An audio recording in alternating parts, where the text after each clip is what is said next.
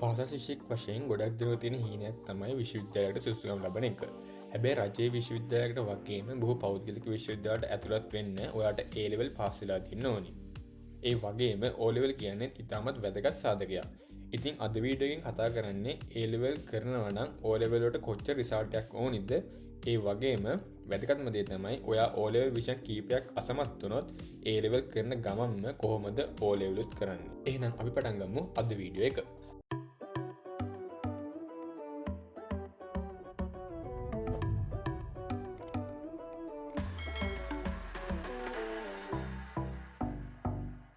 මුලින්ම බලමු O level result කොහොම තියෙන්න ඕනද A level කරන්න නම්. ඇත්තටම A level කරන්න නම් O level රිසල්ට් වැදගත් වෙන්නේ නැහැ. ඔයාට ඕනි මාසයකදී ඕනිම වාර ගානක් A level ලියන්නත් පුළුවන්. හැබැයි ඔයා පිළිගත් රජයේ විශ්වවිද්‍යාලයකට ඇතුළත් වෙන්න නම් O level වගේම A level උත් බලපානවා. ඒ කියන්නේ ඔයා O level වලදී මව් භාෂාව, විද්‍යාව, ගණිතය, ඉංග්‍රීසි, ආගම, ඉතිහාසය කියන සබ්ජෙක්ට් 6ට අවම වශයෙන් S6ක් අරන් තියෙන්න ඕනි.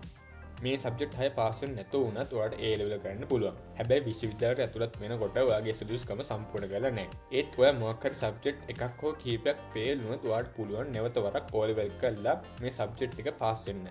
ඇත්තටම O level ඔයාලට කැමති වාර ගණක් ලියන්නත් පුළුවන්. ඒ වගේම පළවෙනි පාර වුණත් O level ප්‍රයිවට් ලියන්නත් පුළුවන්. A level වගේම. හරි. ඊළඟට අපි කතා කරමු A level කරන ගමන්ම O level සබ්ජෙක්ට් කීපයක් ෆේල් වෙලා තියෙනවා නම් ඒවා පාස් කරගන්න කොහොමද කියලා.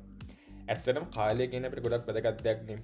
O level එකෙන් අවුරුදු දෙක තුනක් කැප කරලා A level කරනවා කියන එක ඇත්තටම කාලය නාස්ති කිරීම. ඒ වගේම A level පස්සේ O level කරනවා කියන එකත් වෙන්නේ නැති වැඩක් නේ. ඒ නිසා ඔයා A level කරන ගමන්ම O level කරන එක තමයි වඩාත්ම සුදුසු දේ. ඉතින් A level කරන ගමන්ම O level කරනවා නම් ඒකට වඩාත්ම සුදුසු කාලය තමයි ඔයා පළවෙනි පාර O level ලිව්වට පස්සේන ඊළඟ O level විභාගය. ඒ වෙනකොට ඔයාට O level ලියලා ඔයාගේ රිසල්ට් ඇවිල්ලා ඒ වගේම මාස් කීපයක් ගෙදර ඉඳලා ඒ අතර සමහර වෙලට A level වලට ක්ලාස් යනවා වෙන්නත් පුළුවන්. ඉතින් ඔයාට පුළුවන් මේ කාලය O level එකේ යොදවන්න.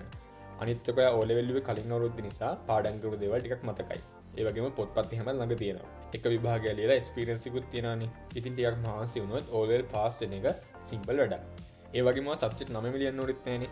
පේන සබ්ජෙක්ට් ටික හෝ රිසල්ට් එක වැඩි කරගන්න ඕන නම් ඒ කියන්නේ ඔයා මැක්ස් වලට දැන් S එකක් තියෙනවා. ඔයාට C එකක් කරගන්න ඕන නම් ඔයාට ආය O level මැක්ස් විතරක් ලියන්න පුළුවන්. ඒ නිසා අපිට O level වලට දෙන්න තියෙන ඉෆෙක්ට් එක A level වැඩත් එක්ක බැලන්ස් කරගන්න පුළුවන්. ඒ වගේම ඉතින් ගොඩක් අය ෆේල් වෙන්නේ ගණිතය, විද්‍යාව, ඉංග්‍රීසි කියන සබ්ජෙක්ට් තුනනේ. ඔයාට අවුරුද්දක් වැඩ කළොත් ඒ සබ්ජෙක්ට් තුන කොට දාගන්න පුළුවන්.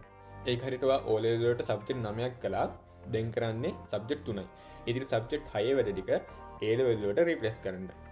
ඉතින් මගේ යෝජනාව නම් පළවෙනි පාර O level ලිව්වට පස්සේ අවුරුද්ද නැත්නම් A level කරන පළවෙනි අවුරුද්ද තමයි O level උත් ගොඩ දාගන්න තියෙන හොඳම අවුරුද්ද. A level කරන දෙවෙනි අවුරුද්දේදී ඔයා O level කරන්න හිතාගෙන ඉන්නවා නම් ඒක එච්චර සුදුසු දෙයක් විදියට මම කියන්නේ නැහැ. මොකද A level එක ඔයාට බිසි වෙනවා, ඔයාට ක්ලාසස් වටනවා, පේපර්ස් කරන්න වෙනවා, ඒ වගේ ගොඩක් දේවල් තියෙනවා A level වලට සම්බන්ධ. ඉතින් O level වලට පාඩම් කරපුවත් උතන අමතක කරලා තියෙන්නේ. ඒ නිසා දෙවෙනි අවුරුද්ද O level කරන්න ඒ තරම් සුදුසු කාලයක් විදියට නෙමෙයි මම නම් දකින්නේ. ඊළඟ අවුරුද්ද ඒ කියන්නේ A level ලියන අවුරුද්ද. A level විභාග ලිව්වට පස්සේ තමයි O level විභාග එන්නේ. ඉතින් සාමාන්‍යයෙන් A level දෙසැම්බර් තියෙනවා නම් O level තියෙන්නේ ඊළඟ අවුරුද්දේ පෙබරවාරි වගේ. මේක දැන් කාලයත් එක්ක වෙනස් වෙන්නත් පුළුවන්. ඉතින් ඒ අතර තුන මාස දෙක තුන කාලයක් වට හම්බ වෙනවානේ. මේ අවුරුද්ද වට ඕන නම් O level වලට පාඩම් කරලා O level ලියන්නත් පුළුවන්. හැබැයි ඒක එච්චර ප්‍රායෝගික දෙයක් නෙමෙයි. මොකද ඔයා A level වලට අවුරුදු 3ක් විතර මහන්සි වෙලා එක්සෑම් එකකුත් ලියලා ඒ මාස දෙක තුන ඔයාට පොඩි බ්‍රේක් එකක් ගන්න. එහෙම නැත්නම් දෙවෙනි පාර A level කරන්න ඔයාට පාවිච්චි කරන්න පුළුවන්. ඊට අමතරව සමහරවිට ජොබ් වලට එන්න පුළුවන්. ඒතර කෝසස් වලට කාලය යොදන්න වෙන්න පුළුවන්. ඉතින් මම කියන්නේ A level වලින් පස්සට O level කරන්න බෑ කියලා. ඊට අමතරව ගත්තොත් සමහර කෝසස් වලට ඩිප්ලෝමා වලට ඒ වගේම ඩිග්‍රී ප්‍රෝග්‍රෑම් වලට O level ඉංග්‍රීසි 100ක් ඉල්ලනවා නැත්නම් මැක්ස් වලට 100ක් වගේ දේවලුත් ඉල්ලනවා. ඒ නිසා ඒ දේවල් ගැනත් ඔයාට ටිකක් සැලකිලිමත් වෙන්න ඔයාගේම අරමුණක් තියෙනවා නම්.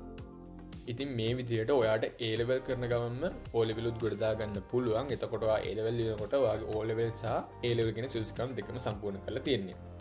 ඉතින් අද වීඩියෝ එක මෙතනින් නවත්තනවා. මේ වීඩියෝ එක වැදගත් වුණා නම් අනිත් අයත් බලන්න ෂෙයා කරන්න. තාමත් MESQ channel එක subscribe කරලා නැත්නම් දැන් subscribe කරන්නත් අමතක කරන්න එපා.